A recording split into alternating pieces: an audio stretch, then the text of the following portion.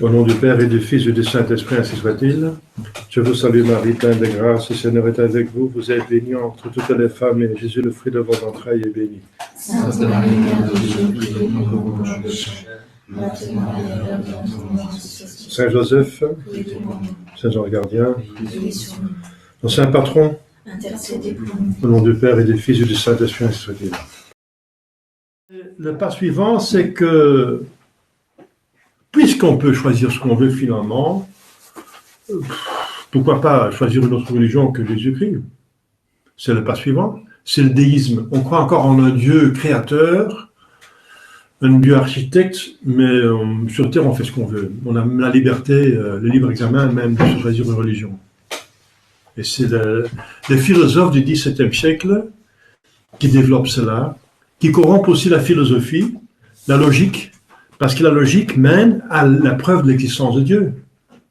Saint Paul dit dans le premier épître aux Romains, tout le monde qui constate la création peut par raisonnement simple conclure qu'il y a un créateur, parce que toute chose a une cause.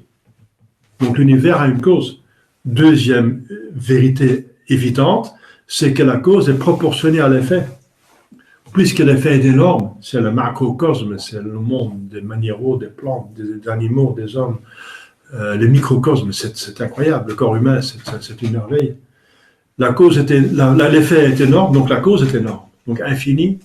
Donc on peut conclure à un Dieu qui est infini, donc esprit, parce que la matière est limitée, un esprit qui est créateur et invisible. Voilà. Alors tout le monde peut savoir par la logique. Donc on s'attaque le diable va s'attaquer à la logique. Donc il va faire une philosophie corrompue du subjectivisme qui va aboutir au doute systématique de Descartes. Il doute à ce qu'il voit, à ce qu'il entend, il doute à tout, n'est-ce pas? Il doute de la certitude sensible. Donc il est devenu fou, quoi. Si. Moi je vois cette table ici, je la sens, je l'entends, et je suis bien réveillé. Alors, si je doute que cette table existe, je suis fou. Aristote dit, douter de l'évidence sensible, c'est une folie.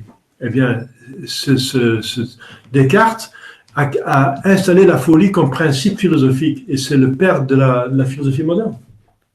La folie, un fou, n'est-ce pas? Il va prendre la certitude, l'esprit, c'est tout ce qu'il prend. Donc, la seule chose dont je ne peux pas douter, dit-il, c'est que je doute. Et puisque je doute, je pense. Et puisque je pense, je suis. Je pense donc je suis. C'est vrai, ce raisonnement dernier. Mais le problème, c'est qu'il doute de l'évidence sensible. Vous voyez, c'est le diable qui installe, avec Kant, c'est la même chose pour les Allemands, qui va douter de la chose réelle. Donc, il détruit la métaphysique de saint Thomas et d'Aristote. Il dit la chose en soi, je ne peux pas la connaître. Je vois que des phénomènes. Et je ne sais pas ce qu'il y a par derrière. Alors, ce sont que des phénomènes, on est dans le subjectivisme, mais on n'a pas de contact avec la réalité. La chose en soi, on ne sait pas ce que c'est. On est enfermé dans son cerveau, comme Descartes qui est enfermé dans sa pensée. Hein. La pensée est faite pour connaître la réalité. Eh bien, Descartes et Kant enferment la pensée dans le cerveau, coupent ce contact avec la réalité. La vérité, qu'est-ce que la définition de la vérité? C'est la correspondance entre mon idée et la réalité. Eh bien, Descartes et Kant disent qu'on ne peut plus connaître la réalité. Sensible, ils doutent la vérité sensible, et l'autre dit qu'on ne peut pas la connaître.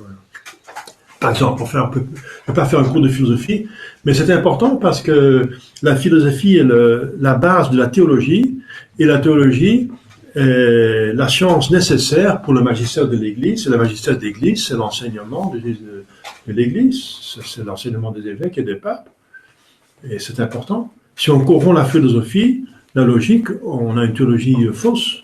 Voilà le travail du diable.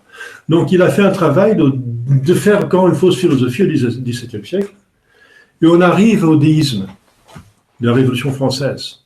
On croit encore en un Dieu, et on va proclamer que la raison humaine est déesse. Et on va la représenter par une femme publique qu'on va mettre sur un char, l'introduire avec une grande cérémonie à Notre-Dame, la cathédrale Notre-Dame. On va installer la déesse raison, mais c'est une femme publique. Alors tout le monde sait que c'est du bidon, parce qu'une femme publique, on n'a pas envie de l'adorer.